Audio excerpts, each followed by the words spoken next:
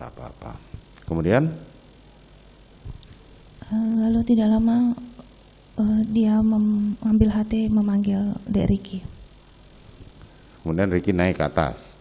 Tidak, saya disuruh masuk ke dalam kamar. Oh, saudara masuk ke dalam kamar. Ya.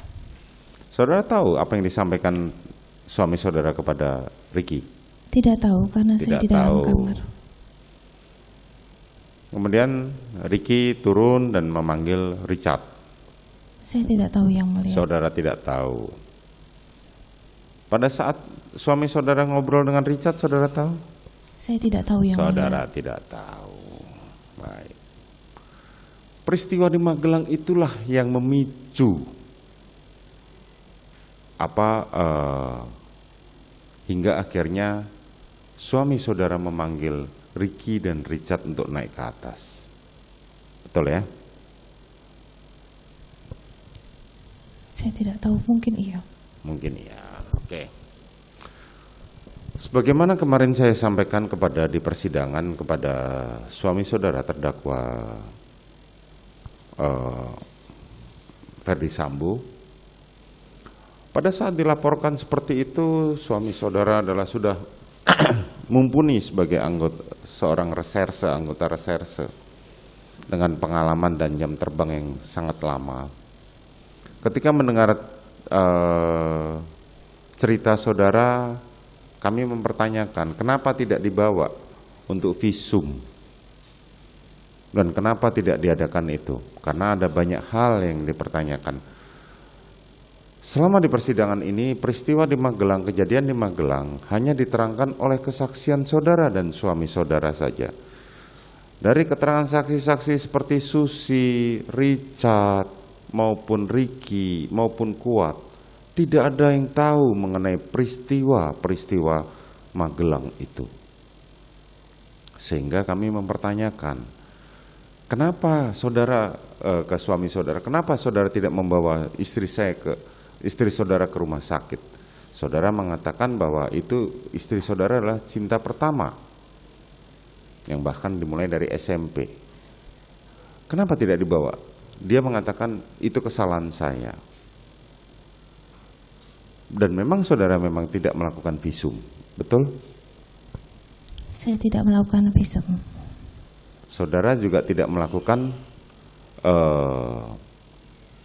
bahkan sesudahnya, setelah peristiwa penembakan itu, saudara pernah melakukan visum atau melakukan pergi ke dokter?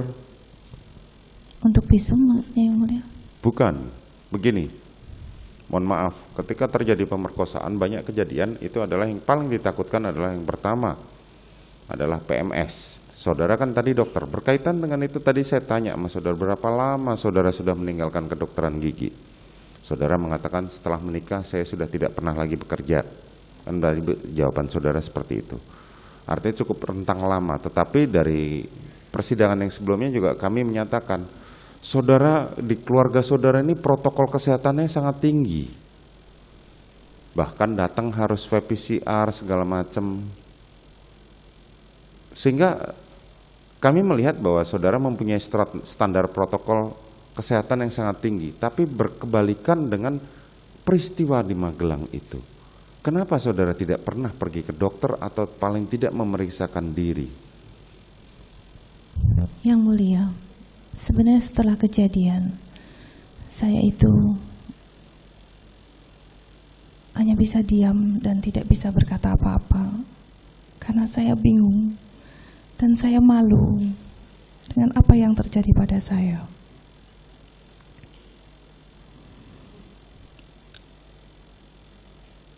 Dan saya tidak tahu harus bagaimana sebenarnya.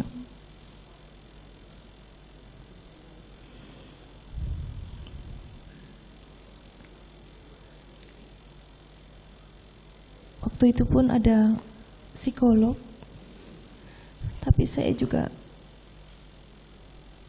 tidak berani untuk menceritakannya.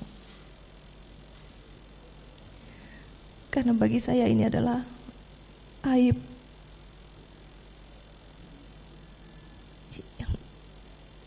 yang membuat malu.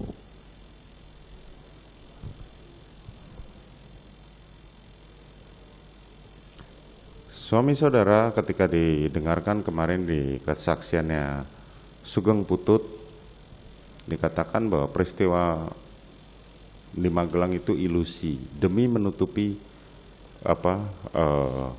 supaya itu tidak diungkit-ungkit ketika skenario pertama berjalan. Nah, pada akhirnya sampai di persidangan ini peristiwa Magelang pun akhirnya benar-benar menjadi satu ilusi sebagaimana disampaikan oleh suami saudara. Makanya kami menanyakan itu.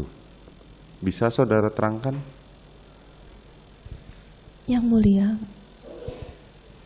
sebagai korban kekerasan seksual, tidaklah mudah untuk menyampaikan, bahkan kepada suami saya sendiri saja. Saya sebenarnya malu,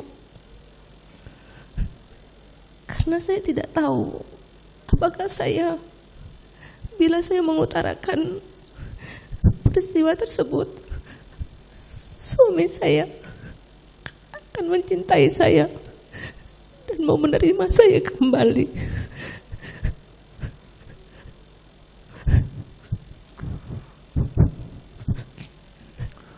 Mohon maaf saudara, jadi kenapa kami menanyakan seperti ini? Karena sumber peristiwa Magelang inilah yang memicu terjadinya peristiwa penembakan di Duren 3. Maka kami mencoba bertanya, kalau saudara tidak mau berkeberatan untuk menjawab, tidak ada masalah.